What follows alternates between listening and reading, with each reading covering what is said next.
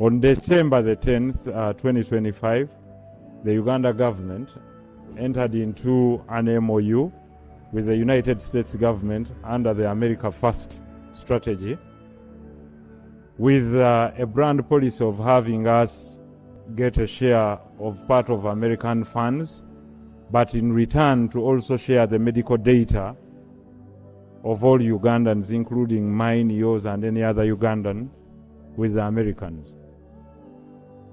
As we are pushing forward to have sovereignty and talking about the sovereignty bill. What is sovereignty? Sovereignty is that all power belongs to the people of Uganda, and they shall exercise it in accordance with the Constitution. And Honorable Medi. Right, Honorable Medi. Yes, please. Medi, we don't know about sovereignty bill. It has not yet come.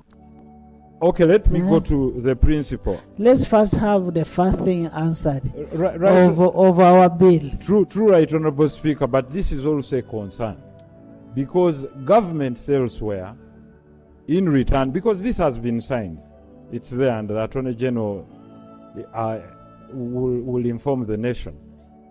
And other similar nations in Africa have also asked the Americans whether it's possible for them to access medical data of Americans. And the Americans said, no, you cannot access the medical data of our citizens.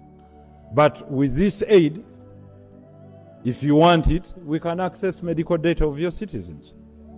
And this is coming up with mixed reactions from all citizens of the world and citizens of Uganda, because sharing my data without my authorization, even if your government is in breach of the Data Protection Act, and it's a mere turn back to the sovereignty we were talking about.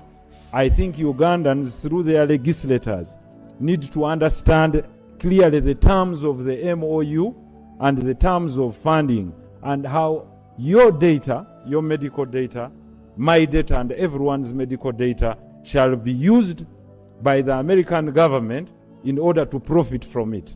Thank you. AG.